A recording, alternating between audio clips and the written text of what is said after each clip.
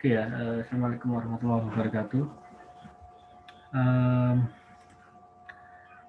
Kuliah government kali ini kita akan membahas mengenai MA voting atau mobile electronic voting ya. Jadi artinya apa MA voting? MA voting itu adalah pemilihan menggunakan teknologi elektronik ya. Bisa lewat website, bisa lewat aplikasi mobile gitu ya. Nah, apa namanya, yang sudah di Indonesia yang sudah mengimplementasikan MA voting itu adalah dulu pernah Kabupaten Jimbaran ya. Jimbaran Bali itu pernah melakukan pemilihan Bupati Jimbaran itu menggunakan e-voting ya dan berhasil. Memang kalau di apa namanya di tingkat nasional Pilpres itu belum diimplementasikan e-voting. Begitu juga pileg itu juga belum diimplementasikan ya. Nah, ini Sidoarjo Sidoarjo ini kan akan melaksanakan pilbub ya. Jadi ada pilkada serentak di Indonesia. Nah, salah satunya adalah pemilihan Bupati Sidoarjo. Ini juga nanti akan berbarengan dengan pemilihan kepala desa, pilkades. Nah, di beberapa, kalau nggak salah sekitar 18 desa di Sidoarjo itu mulai menggunakan e-voting ya dalam proses pemilihan kepala desa. Jadi ini yang pertama kalinya ya. Nanti bulan Desember nanti kita lihat nanti bagaimana hasilnya gitu. Nah, kenapa ide e-voting itu sebenarnya sudah sangat lama ya, sudah sangat lama. Tapi kenapa kalau di Indonesia itu belum diimplementasikan ya? Sebenarnya problemnya itu bukan terletak pada problem teknologi, tetapi lebih pada problem sosial politik ya. Jadi kalau teknologi itu mungkin isunya ada pada security ya. Jadi bagaimana mengimplementasikan apa namanya sistem e-voting yang secure, yang aman gitu, yang tidak bisa ditembus ya. Jadi, nah secara aplikasi itu juga bisa, tetapi yang jadi problem nanti, misalnya ada dua calon gitu, ada dua calon, kemudian nomor satu dan nomor urut dua misalnya gitu ya. Nomor urut satu menang, kemudian nomor urut dua itu nanti dengan berbagai cara itu nanti akan mempersoalkan masalah security lah, masalah datanya, masalah macam-macam gitu. Jadi dianggap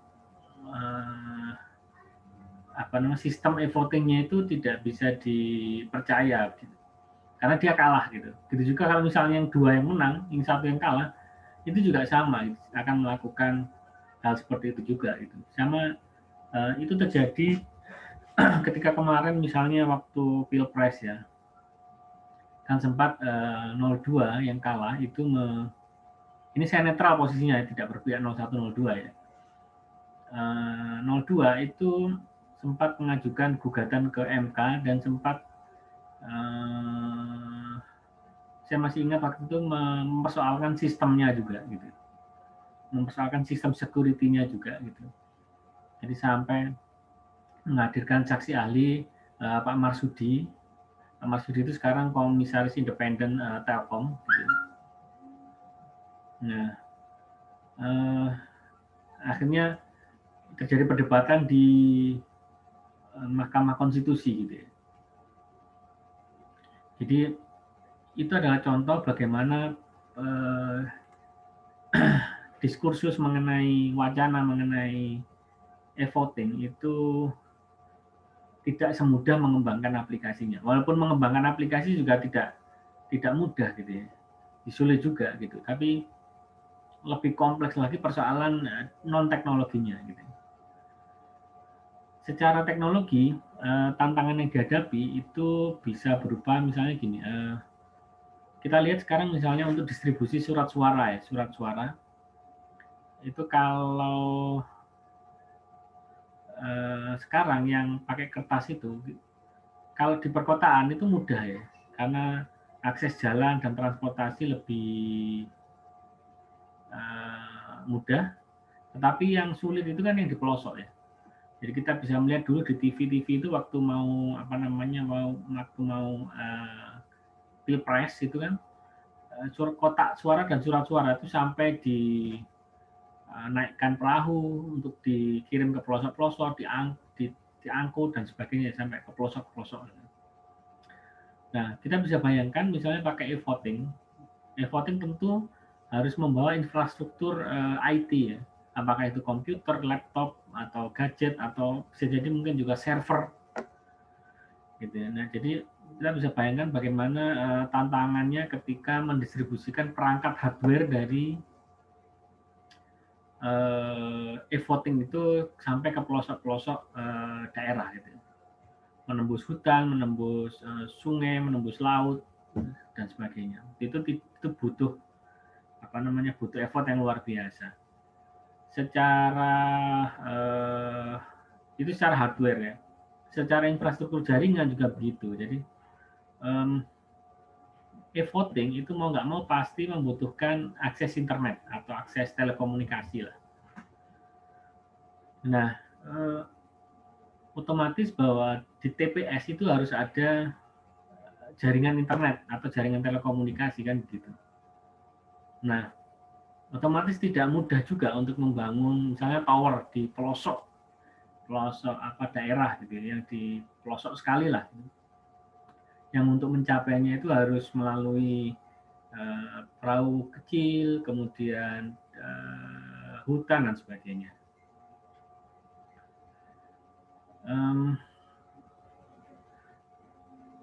Itu masih membangun tower ya. Kemudian jadi memang tidak mudah untuk mengimplementasikan e-voting ya, karena terkendala kondisi geografis dan infrastruktur itu tadi. Gitu ya. Nah, tapi ada secara diskusi, secara akademik ya, diskusi mengenai e-voting itu sudah banyak sekali ya. Ada beberapa kelebihan e-voting ya. Pertama, penghitungan dan tabulasi suara itu lebih cepat ya.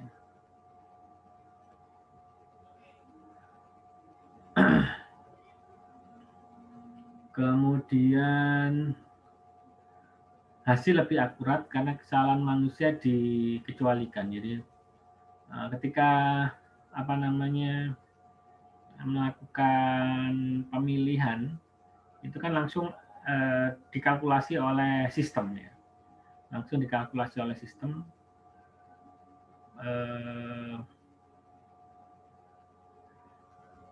secara otomatis ya.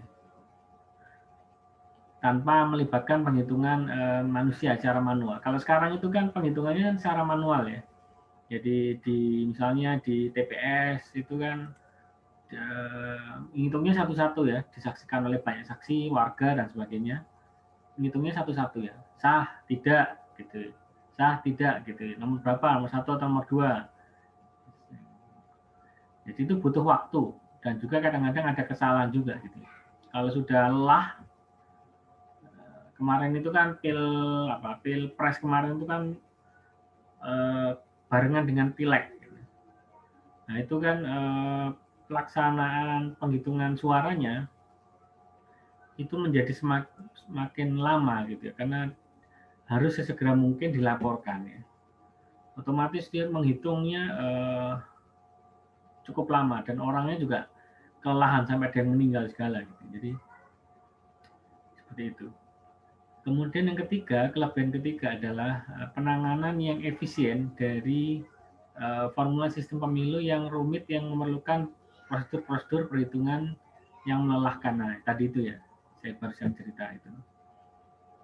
Kemudian peningkatan tampilan surat suara yang rumit. Jadi kalau sekarang itu kan surat ini sudah nyoblos semua ya, sudah ya.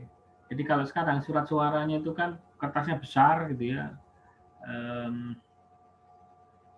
terus kemudian dilipat-lipat dan sebagainya. Nah, mungkin kalau berbasis IT itu lebih simpel gitu ya. Berbasis IT lebih simpel, tidak membutuh banyak kertas gitu ya, tidak butuh banyak mencetak gitu ya.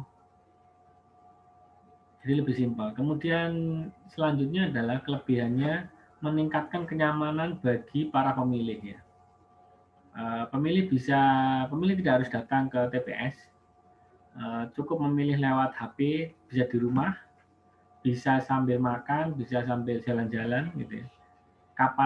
Tapi ada durasi waktu tertentu ya untuk proses pemilihan. Bisa lagi shopping juga bisa milih, bisa lagi ya fleksibel gitu ya, tapi dalam durasi waktu tertentu ya. Selanjutnya, pengurangan surat suara yang rusak karena sistem pemilihan dapat memperingatkan para pemilih tentang suara yang tidak sah. Walaupun pertimbangannya harus diberikan untuk memastikan bahwa para pemilih bisa tidak memberikan suaranya jika mereka memilih demikian. Jadi sekarang ini kan banyak polemik ya, misalnya surat suaranya kurang gitu ya. Jadi waktu saya nyoblos Pilpres kemarin di TPS saya itu ada surat suaranya kurang. Jadi misalnya DPT-nya 100 gitu, suara-suaranya cuma 80 gitu. Nah, itu kan rumit ya. Tapi kalau menggunakan online itu mungkin problem itu tidak ada gitu. Karena kan tidak menggunakan surat suara kertas, tidak perlu dikirim gitu ya. Paperless lah. Selanjutnya berpotensi menghemat biaya dalam jangka panjang melalui penghematan waktu pekerja,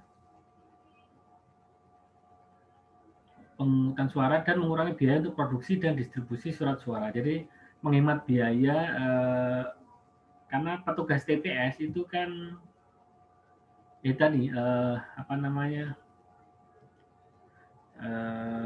dia harus ada honornya, kemudian ada konsumsinya gitu ya, rapat-rapat ada honornya juga, terus misalnya dia harus bekerja selama rapat-rapat, terus kemudian pada waktu hari hanya itu kan kalau durasinya panjang juga anggarannya besar. Nah, tapi kalau pakai IT itu kan tidak perlu ada honor untuk orang ya, tapi memang investasinya ke sistem IT. Distribusi surat suara, seperti yang saya bilang tadi bahwa distribusi surat suara juga butuh biaya besar ya untuk transportasi dan sebagainya gitu. Nah, itu mungkin bisa dihilangkan atau diminimalisir dengan adanya sistem IT ya, yang digunakan. Kemudian berpotensi meningkatkan partisipasi dan jumlah suara, khususnya pemilihan melalui internet. Sekarang ini, kalau kita tahu, kadang-kadang gini, ada warga desa tertentu ya, itu kan bekerja di kota gitu ya, bekerja di kota, sehingga kalau mau coblos nanti harus pulang dulu ke desa. Sementara kadang-kadang ya pertama nggak punya uang untuk pulang ke desa, kemudian kadang-kadang juga nggak ada libur, tapi yang terakhir kemarin ada libur ya, libur untuk coblosan ya. Nah, artinya kadang-kadang orang tidak bisa memilih gitu, tidak bisa melakukan coblosan karena ya itu tadi gitu, dia harus datang ke lokasi TPS gitu. Nah, kalau menggunakan internet itu orang kan bisa fleksibel ya. seperti yang saya bilang tadi, tidak harus datang ke lokasi, bisa nyoblos lewat HP di rumah, lewat laptop di rumah, lewat web, lewat atau misalnya lagi jalan-jalan, lagi di public area dan sebagainya. Selama punya login dan kemudian punya login dan ada durasi waktu tertentu. Lebih selaras dengan kebutuhan masyarakat yang mobilitasnya semakin meningkat, ya seperti yang saya sampaikan tadi. Jadi karena sekarang ini mobilitas masyarakat kan meningkat, jadi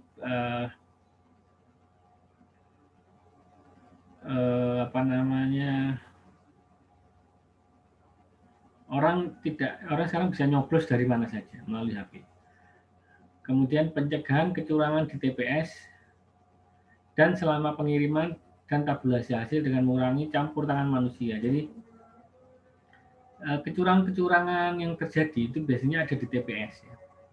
Di TPS, kemudian waktu pengiriman surat suara itu misalnya, kemudian penghitungan suara gitu ya. Nah itu kalau pakai sistem IT itu bisa dikurangi ya, kecurangan-kecurangan yang terjadi tersebut gitu. Kemudian meningkatkan aksesibilitas. Jadi contohnya memakai surat suara audio untuk pemilih tunarungu dengan pemilihan melalui internet gitu ya. Begitu pula pada pemilih yang tinggal di rumah dan tinggal di luar negeri. Jadi bagi yang tunarungu misalnya itu bisa memilih menggunakan surat suara audio ya. Jadi ini mungkin belum pernah diimplementasikan di Indonesia ya. Jadi lewat audio ya. Kemudian tinggal di luar negeri ya. Saya dulu waktu di Inggris waktu coblosan ada surat suara yang dikirim ke saya gitu ya. Kemudian saya coblos, saya kirim lagi ke KBRI. Jadi saya tidak perlu harus datang karena TPS-nya jauh dari rumah, dari tempat saya tinggal. Kemudian memungkinkan untuk menggunakan layar multibahasa yang dapat melayani para pemilih multibahasa dengan lebih baik dibanding surat suara. Jadi kalau sekarang surat suaranya itu kan bahasa Indonesia saja, ya. Bahasa Indonesia saja. Nah kalau nanti pakai IT itu bisa berbagai bahasa lokal, misalnya bahasa Jawa, bahasa Madura, bahasa Batak, Bali dan sebagainya. Saya teringat misalnya dulu waktu di Inggris itu website pelayanan publiknya di kota Portsmouth ya. Kebetulan saya tinggal di kota Portsmouth selama 4,5 tahun gitu. Itu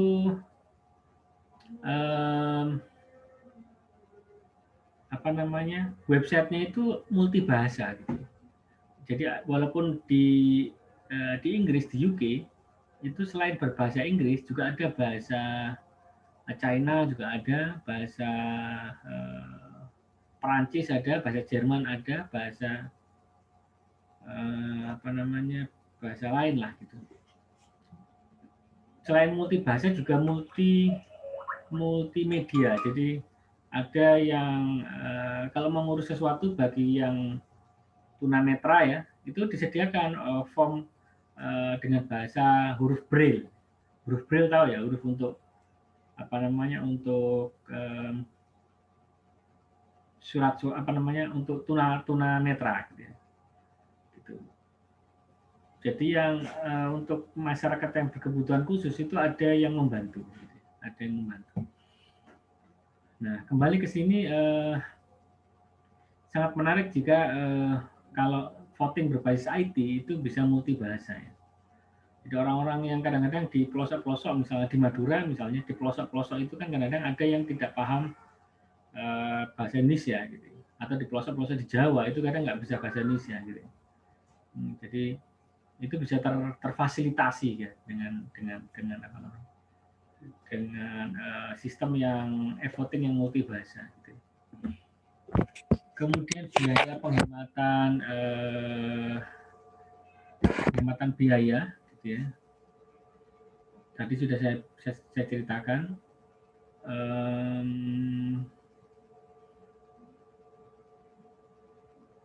Kemudian ini ya, dibandingkan dengan pemilihan melalui pos, maka pemilihan melalui internet dapat mengurangi insiden penjualan suara dan pemilihan oleh keluarga dengan memperbolehkan pemilihan beberapa kali. Namun hanya suara terakhir yang dihitung dan mencegah manipulasi dengan memberi tenggat waktu bagi surat masuk melalui kontrol langsung saat pemungutan suara.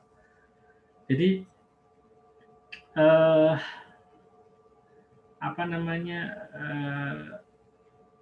insiden penjualan suara gitu atau misalnya kadang-kadang kan surat suara dipilihkan oleh keluarganya gitu ya. Dan itu berbeda dengan keinginan apa namanya keinginan dari yang bersangkutan. Gitu. Nah itu bisa dihindari kalau menggunakan e-voting ya. Gitu. Kemudian kelemahannya ya. Nah selain kelebihan juga ada kelemahannya. Pertama kurang transparan. Ya.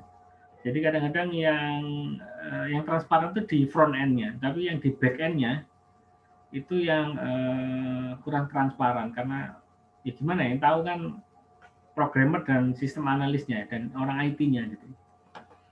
Yang kedua, terbatasnya keterbukaan dan pemahaman sistem bagi yang bukan ahlinya. Jadi bagi yang nggak ngerti IT ini agak sulit memahami sistem ya. Jadi memungkinkan terjadinya kesalahpahaman ya kalau orang nggak ngerti IT. Kemudian yang ketiga, kurangnya standar yang disepakati untuk sistem e-voting. Jadi standar e-voting ini masih belum ya. Kemudian memerlukan sertifikasi sistem, tapi standar sertifikasi tidak disepakati secara luas. Jadi perlu sertifikasi sistem untuk melakukan assessment apa namanya kehandalan sistem. Tapi standarnya ini sendiri masih belum ada gitu ya. Masih belum bisa disepakati karena ya memang banyak faktor. Ya. Dan juga pemilihan apa namanya semacam pilkada, pilpres, ya, pilkada dan sebagainya itu sangat rumit sekali ya, sangat rumit dan kompleks ya. Beda negara itu bisa beda sistem, beda apa namanya, beda budaya juga gitu, beda sistem politik ya. Nah, itu tidak mudah untuk mengkompromikan dan menyepakati itu. Kemudian berpotensi melanggar kerahasiaan pemilihan ya. Khususnya dalam sistem yang melakukan autentikasi pemilih maupun suara yang diberikan. Jadi kalau di Indonesia itu kan ada apa namanya luber, langsung umum bebas dan rahasia. Jadi asas pemilu itu luber, langsung umum bebas dan rahasia ya. Nah ketika menggunakan sistem, apalagi sistemnya itu butuh autentikasi ya. Jadi ketika pemilih itu langsung memilih gitu ya, memilih habis ngeklik katakan begitu ya contohnya, ngeklik gitu, kemudian dia tidak bisa langsung masuk, tapi harus diautentikasi dulu. Nah ini memungkinkan melanggar kerahasiaan pemilih karena admin bisa tahu nih pilihannya orang si A ini si apa gitu. Dia kan yang mengautentikasi kan. Gitu. Ya. Terus kelemahan lain adalah kurangnya tingkat kendali oleh penyelenggara pemilu karena tingginya ketergantungan terhadap vendor atau teknologi. Jadi KPU itu dia bergantung pada vendor dan teknologi akhirnya, gitu. Sehingga mengurangi kontrol, mengurangi tingkat kontrol itu. Kemudian kemungkinan penghitungan ulang terbatas. Jadi mungkin tidak seperti sekarang. Sekarang ini kan kalau ditemukan adanya kecurangan, maka akan dilakukan penghitungan ulang gitu ya. Nah, kalau pakai sistem IT mungkin tidak semudah itu ya. Kemudian kebutuhan untuk kampanye tambahan bagi pendidikan pemilih ya.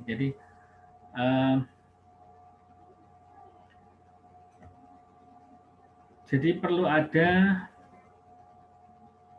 kampanye tambahan ya. Jadi kampanye lewat sekarang apa namanya lewat tanpa IT itu kan orang sudah banyak tahu ya. Tapi kemudian kalau pakai IT itu berarti harus juga melakukan edukasi pemilih bagaimana mengoperasikan sistem e-voting yang digunakan. Bagaimana mencoblos secara benar, gitu ya. Prosedurnya bagaimana. Nah, sementara tidak semua pemilih itu bisa melek IT, ya, paham IT. Gitu ya. Kemudian berpotensi konflik dengan kerangka hukum yang ada. Nah, ini yang saya ceritakan tadi. Jadi kalau hukum yang ada sekarang itu belum mengcover atau belum mengakomodasi apa namanya e-voting, ya, mekanisme e-voting, maka berpotensi konflik, ya. Namanya orang kalau kalah itu kan pasti cari celah-celah untuk menggugat yang menang, gitu ya, supaya nggak jadi menang dan dia yang menang, kan gitu. Kemudian berpotensi kurangnya kepercayaan publik pada pemilihan berdasarkan e-voting sebagai hasil dari kelemahan-kelemahan di atas. Jadi kelemahan-kelemahan yang ada ini akhirnya berimplikasi pada kurangnya kepercayaan publik, gitu ya, terhadap hasil pemilihan berdasarkan e-voting. Oke, ada lagi. Selanjutnya adalah risiko manipulasi oleh orang dalam, ya, dengan akses istimewa ke sistem atau oleh peretas dari luar. Jadi ada orang misalnya adminnya, orang IT-nya, developernya, sistem analisnya, gitu ya. Itu berpotensi juga terjadi manipulasi. Pertama, kedua, peretas dari luar. Jadi banyak serangan-serangan yang akan membuat servernya down. Kemudian selanjutnya kemungkinan kecurangan dengan manipulasi besar-besaran oleh sekelompok kecil orang dalam, ya. Nah, ini sama lah.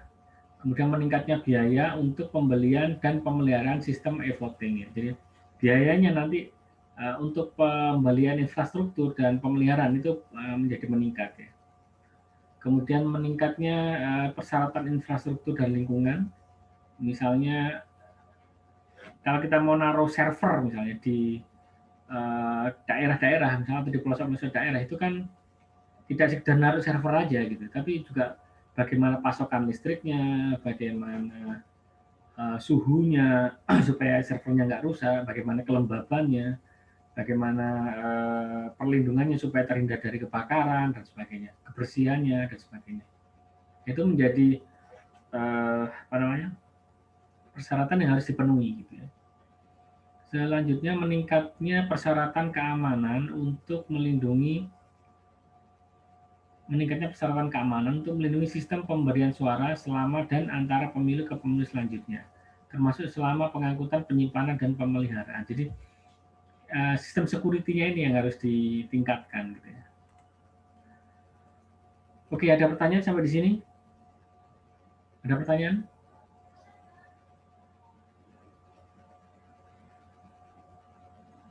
Ada? Nggak ada? Oke, kalau nggak ada saya lanjutkan. Ini adalah mekanisme e-voting yang dibuat oleh BPPT, Badan Pengkajian dan Penerapan Teknologi, ya. Jadi yang nomor satu ini agak kelihatan. Jadi ada tahapan-tahapan e-verification, e-voting, rekapitulasi hasil, dan penayangan, ya. Langkah 1, apa ini? Verifikasi pemilih, ya. Tulisannya ini sangat kecil, nggak kelihatan. Pemilih valid, cek pemilih valid, mencegah pemilih ganda, merekam kecurangan DPT. Jadi ada proses verifikasi pemilih. Nah, langkah 2, dilakukan pemungutan suara elektronik. Akurat, cepat, mudah, menghasilkan bukti hukum yang sah, ya. Yang ketiga, audit hasil pemilihan, ya. Audit hasil pemilihan. Jadi hasil suara ini diaudit, ya. Kemudian yang keempat, menayangkan rekapitulasi hasil, ya. Jadi itu adalah langkah-langkah e-voting yang dikembangkan oleh BPPT. Nah, ada beberapa tipe e-voting ya. Yang pertama, mesin pemungutan suara dengan pencatatan langsung elektronik ya, atau DRE. Jadi DRE ini ya, bisa disertai atau tidak disertai jejak data dokumen ya. Jejak data dokumen audit pemilih ini bisa diverifikasi ya. Kemudian verifikasi ini tujuannya untuk menyediakan bukti fisik dari suara yang diberikan. Jadi intinya begini. Jadi sistem IT-nya, sistem e-voting-nya itu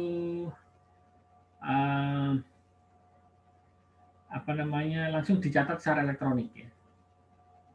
Nah, biasanya kan kalau mesin ATM itu kan ada keluar struknya ya, keluar struk. Nah, ini juga begitu keluar struknya gitu. Yang bisa diverifikasi. Tapi mungkin struknya itu tidak berisi tentang pilihannya. Jadi misalnya seseorang itu memilih nomor 1, nomor 2, enggak. Tapi bukti fisik atau struk yang menjelaskan mengenai ini sudah memilih pada tanggal sekian, jam sekian. Kodenya sekian. Gitu. Yang kedua, sistem Optic Medical Recognition, OMR. Ya. Yang didasarkan pada mesin pemindai, jadi scanner ya, yang bisa mengenali pilihan pemilih di surat suara yang dapat dibaca oleh mesin khusus. Ya. Sistem OMR ini bisa jadi pusat sistem penghitungan atau sistem pemindahan optik perhitungan terbatas. Saat pemindaian dan penghitungan dilakukan di TPS secara langsung segera setelah pemilih memasukkan surat suara mereka ke mesin penghitung suara.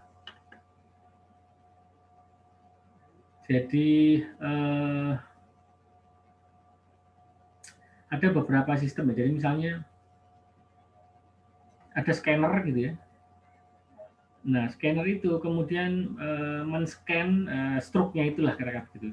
Klik gitu nanti dia akan keluar. Dia akan tahu bahwa oh si A ini memilih nomor berapa gitu.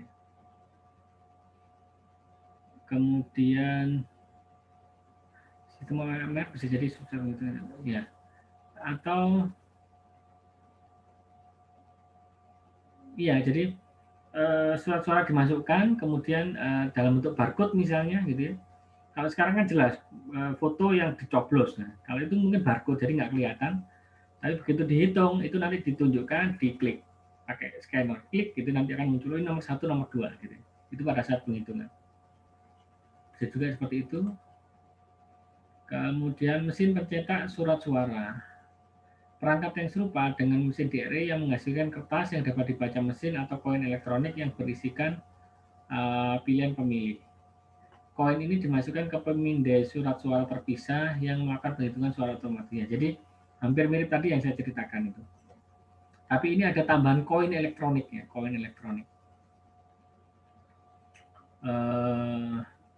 Ini menarik pakai koin elektronik gitu. Jadi sama dengan gini. Kalau kita saya nggak tahu di Jakarta ya, tapi di Desember kemarin saya ke Taiwan gitu, ke Taiwan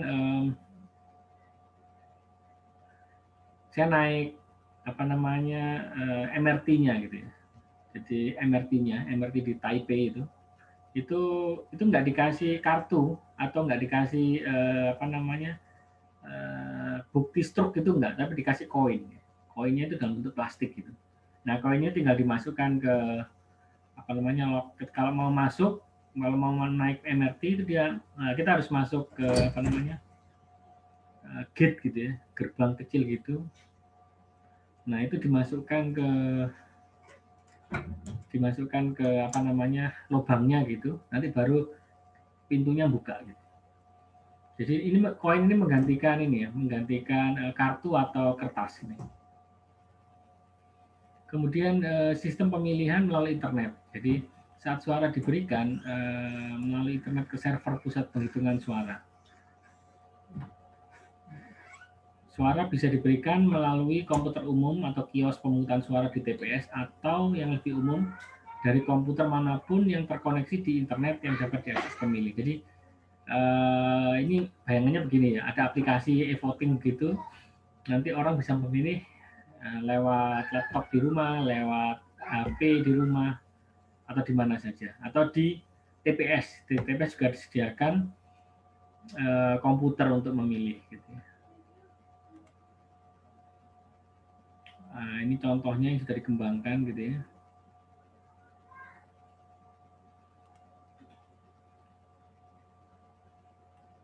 Nah,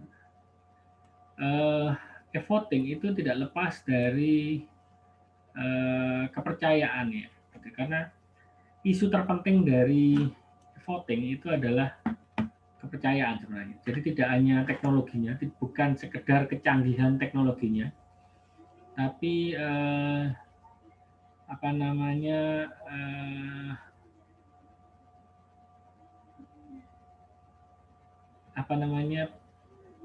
kepercayaan. Isu kepercayaan itu yang penting.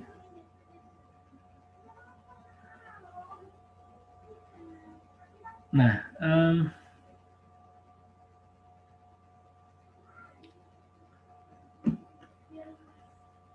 ini adalah piramida kepercayaan gitu. Jadi yang paling atas ini adalah proses pemilu yang kredibel.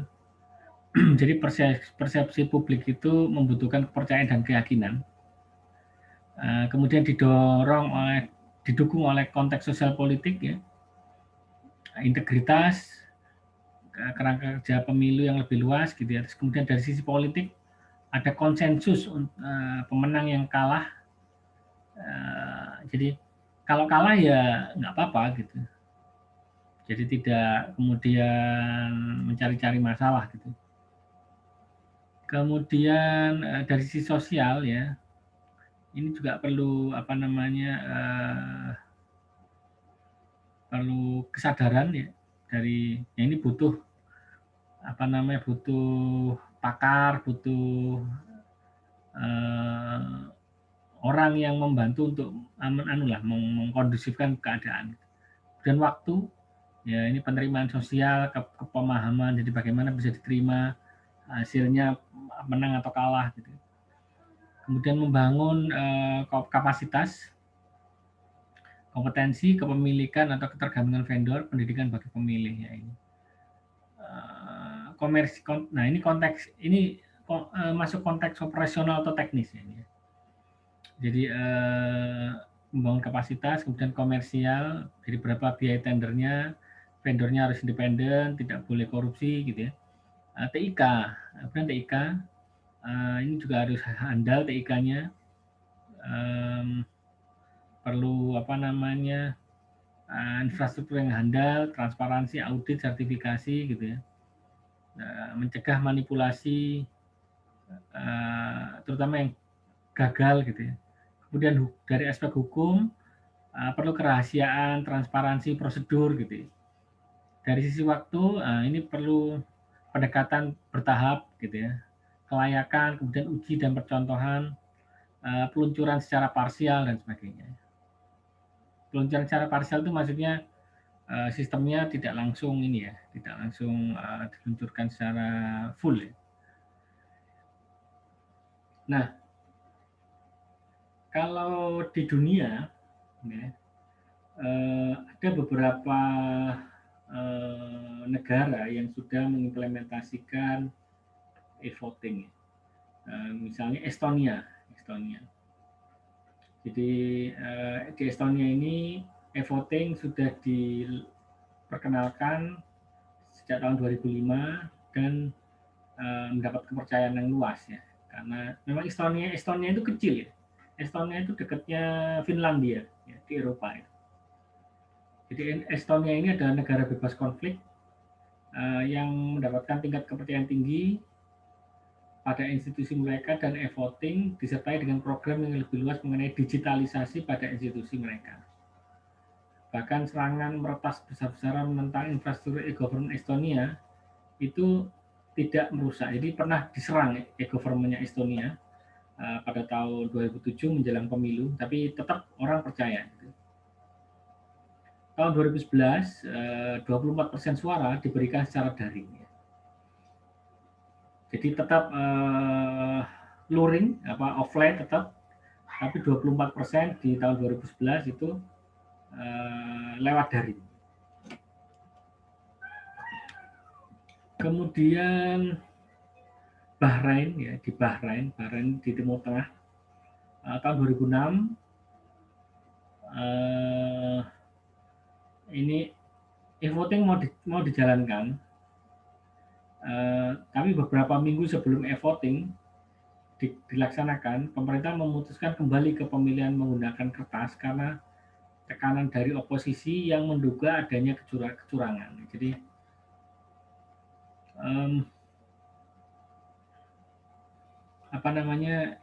ini nggak jadi mengimplementasikan e-voting ya. Ya hal-hal kayak gini nih yang menghambat implementasi e-voting ya. Jadi ada tekanan-tekanan politik ya. Kemudian Venezuela. Ya. Jadi Venezuela itu pada tahun 2004 itu e-voting berbasis DRE diperkenalkan.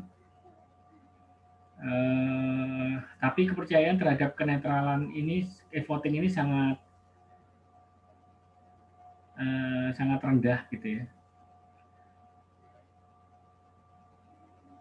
Nah, kemudian potensi manfaat yang bisa membatasi,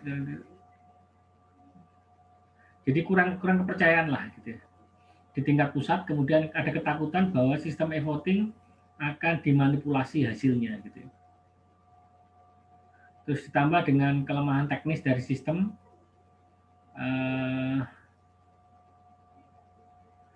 nah ini menciptakan kondisi yang kritis di beberapa hari sebelum pemilu 2005. Jadi ini akhirnya tidak jadi dijalankan gitu ya.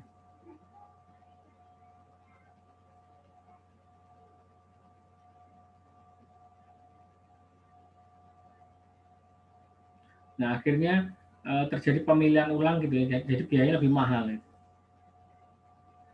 Jadi biayanya lebih mahal. Pemilihan ulang ini dilakukan untuk memulihkan kepercayaan ya.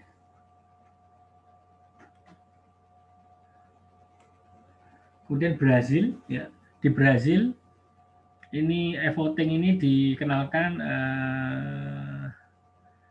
tujuannya untuk faktor ekonomi dan pencegahan kecurangan ya.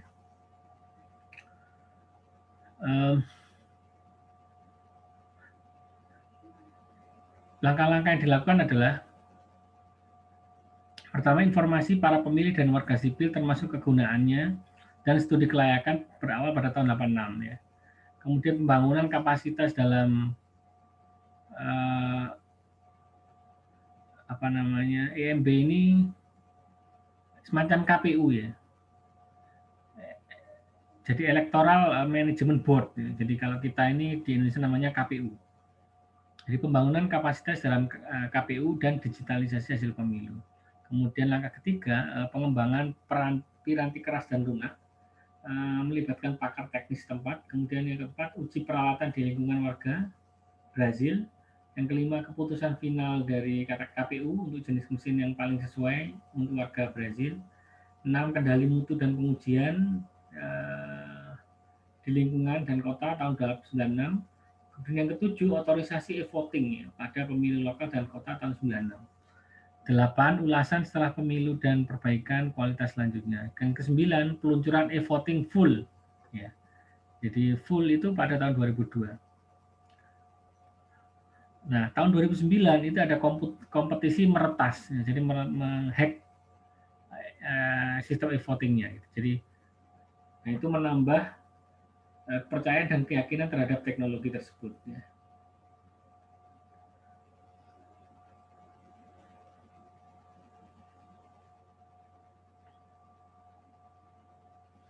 Nah, selama bertahun-tahun, rakyat dan para pemangku kepentingan mendapatkan cukup kepercayaan terhadap sistem kertas, jejak data, dokumen yang pada awalnya termasuk dianggap berlebihan dan dibatalkan setelah ada masalah teknis terkait dengan mesin pencetak. Jadi puluhan bertahun-tahun itu masyarakat rakyat Brazil itu menggunakan pemilihan secara offline ya, pakai kertas suara. Sementara sistem tanpa kertas sejak data dokumen sering diperdebatkan. Jadi kasus Brasil ini mencontohkan apa yang dicapai melalui tahapan-tahapan itu ya, sehingga mendapat kepercayaan gitu. Di Belanda tahun 2008 ini e-voting ditunda ya setelah 20 tahun penggunaan.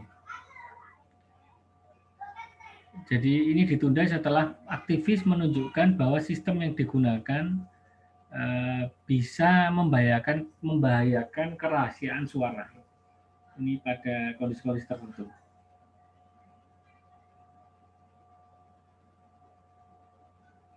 Kemudian ada suatu komite gitu ya, atau komisi gitu menemukan bahwa Menteri Dalam Negeri dan Hubungan Kerajaan Belanda yang punya tanggung jawab menyelenggarakan pemilu tidak memiliki keahlian internal yang menyebabkan terlalu banyak bergantung pada vendor dan badan sertifikasi. Akhirnya para pemilih harus beralih ke pulpen dan kertas ya. Jadi kembali lagi ke pakai kertas suara.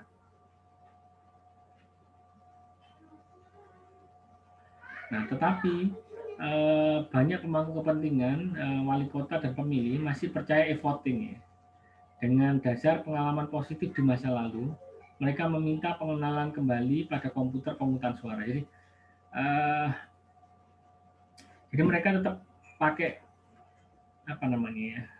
pakai e-voting tapi yang jadi ada pakai suara terus kemudian mungkin di scan atau bagaimana gitu. Di Belanda itu yang terjadi. Kemudian di Irlandia antara tahun 2005 dan 2009 Irlandia berinvestasi lebih dari 60 juta euro ya, dalam menggunakan solusi e-voting tanpa verifikasi lah. Sebelum memutuskan, sistemnya tidak dapat diandalkan dan membutuhkan modifikasi lebih lanjut yang mahal sebelum digunakan. Nah, ini jadi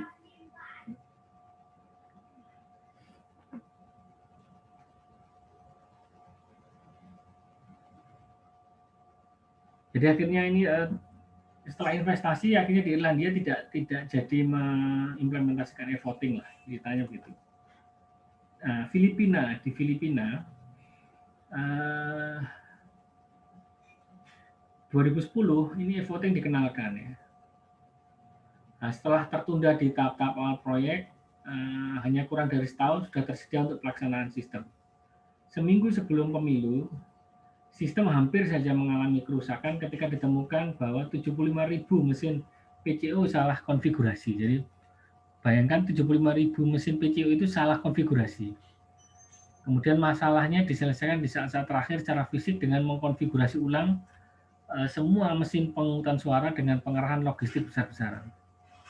Setelah pemilu yang pada akhirnya sukses,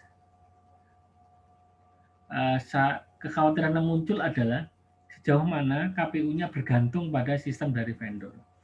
Jadi ini yang terjadi di Filipina ya. Kemudian di India di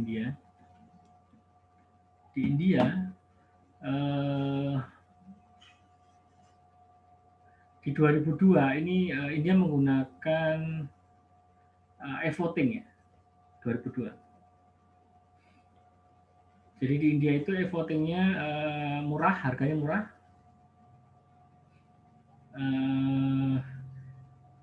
Dan teknologinya relatif lebih sederhana ya.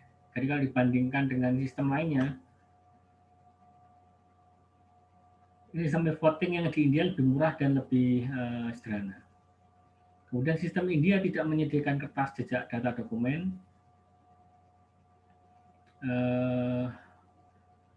tapi diterima oleh publik dan ada kepercayaan terhadap KPU-nya. Gitu. Nah, sistem yang simpel ini menciptakan kontroversi seputar masalah dugaan keamanan pada 2010 dan membawa KPU India mempertimbangkan untuk pengenalan jejak data dokumen tahun 2011. Jadi apa namanya, itu yang terjadi di India ya. Di Amerika ini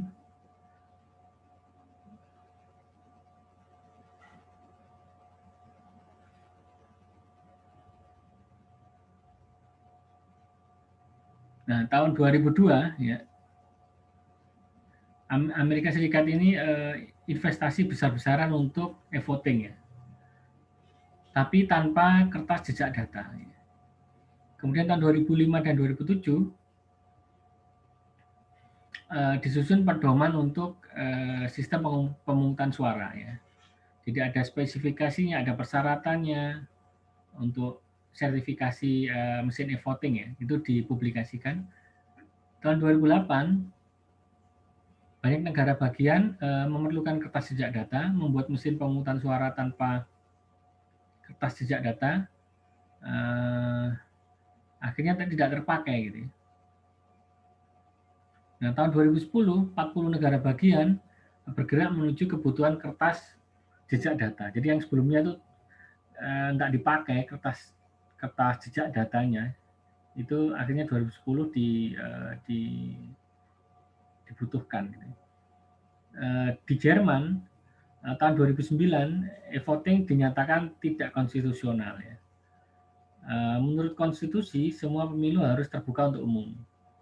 Mahkamah Konstitusi mengatur bahwa prinsip ini mensyaratkan bahwa langkah utama pemilu termasuk pemberian suara dan menghitung harus tunduk pada pengawasan publik yang tidak harus memerlukan pengetahuan khusus. Jadi metode independen untuk deteksi kesalahan pada komputer dianggap sebagai kunci penting. Jadi di Jerman ini belum diimplementasikan, nggak tahu sekarang.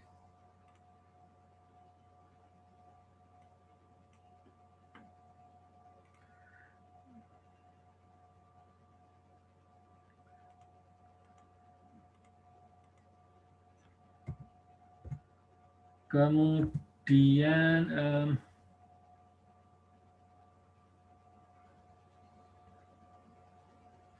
jadi e-voting yang dilakukan di lingkungan terkendali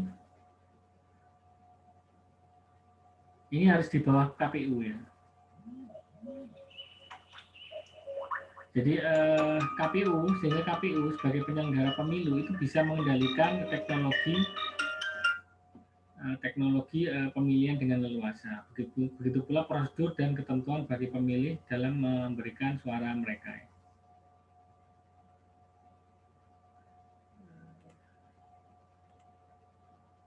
Nah, ini pakai bukti fisik ya. Nah, bukti fisiknya seperti ini. Ada struknya. Tanpa bukti fisik ya. Tanpa bukti fisik itu artinya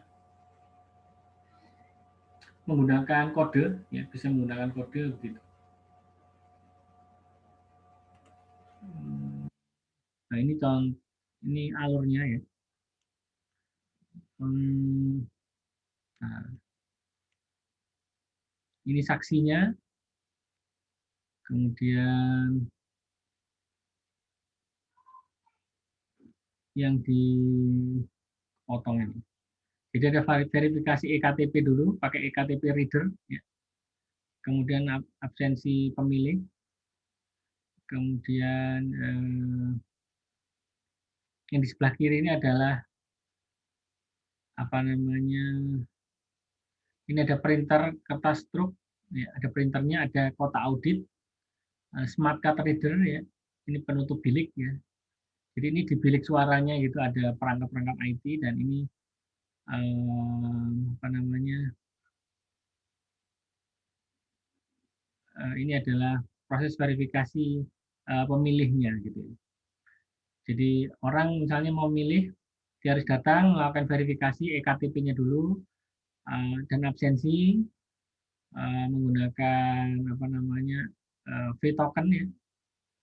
Kemudian baru ke sini dia memilih, Kemudian nanti keluar struknya kalau pakai bukti ya. Nanti ada auditnya juga.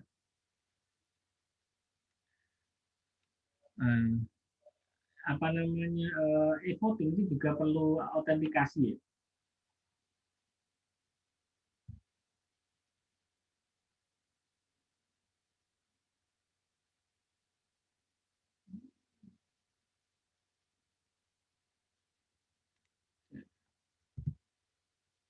Jadi autentikasi itu bisa berupa bisa bersifat manual ya, bisa bersifat manual atau bisa menggunakan sistem gitu.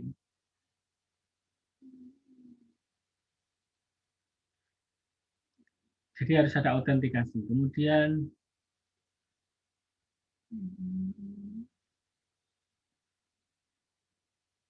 ya, jadi tetap bahwa proses autentikasi harus ada di dalam sistem e-voting.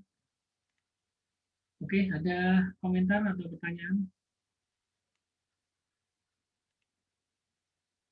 Ada pertanyaan? Nggak ada ini.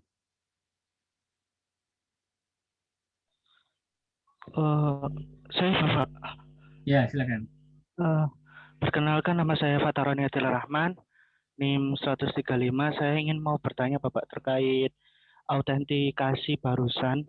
Itu kalau semisal di sini untuk apa namanya studi kasusnya itu dalam lingkup, contohnya dalam lingkup kampus gitu Pak ya, untuk pemilihan kampus gitu.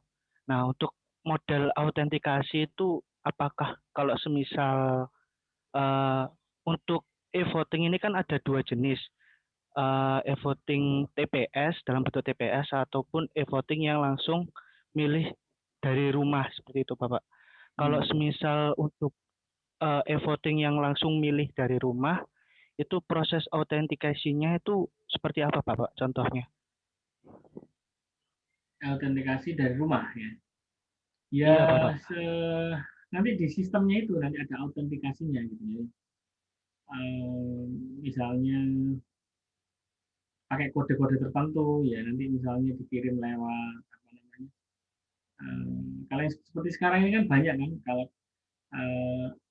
apa namanya kita mau register apa gitu, autentikasinya kan pakai kode, jadi kode yang dikirim ke SMS atau ke WA gitu atau ke email gitu kan, bisa kan, bahwa menunjukkan bahwa eh, apa melakukan verifikasi bahwa bukan robot ya, yang mendaftar itu bukan robot kan gitu. Nah itu juga bisa diterapkan di situ bahwa nanti yang memilih itu bukan robot tapi memang benar-benar manusia, benar-benar uh, orang yang punya hak pilih gitu.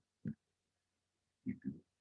Atau misalnya dalam bentuk ini ya, apa namanya, kan biasanya ada tuh gambar yang dipotong-potong gitu misalnya, kemudian misalnya pengen mana gambar yang mengandung misalnya lampu merah, lampu jalan, lampu merah itu ya. Nah itu kan nanti dilihat, nanti dicek. Jadi itu untuk menghindari robot ya. Jadi kalau dipilih benar, misalnya oh gambar 1, gambar 3, gambar 7 itu yang mengandung lampu merah, itu diklik benar, maka berarti bukan robot. Atau pakai apa namanya, angka atau pakai huruf yang acak misalnya. Itu juga bisa kan melakukan autentikasi. Jadi supaya apa namanya, supaya menunjukkan bahwa pemilih yang menggunakan sistem e-voting itu bukan robot. Gitu. Kan bahaya ini kalau yang memilih robot ya, jadi nanti akan mengacaukan sistem. Gitu Mas ya. Iya siap Bapak. Ada pertanyaan lagi? Iya Bapak. Ada pertanyaan lagi?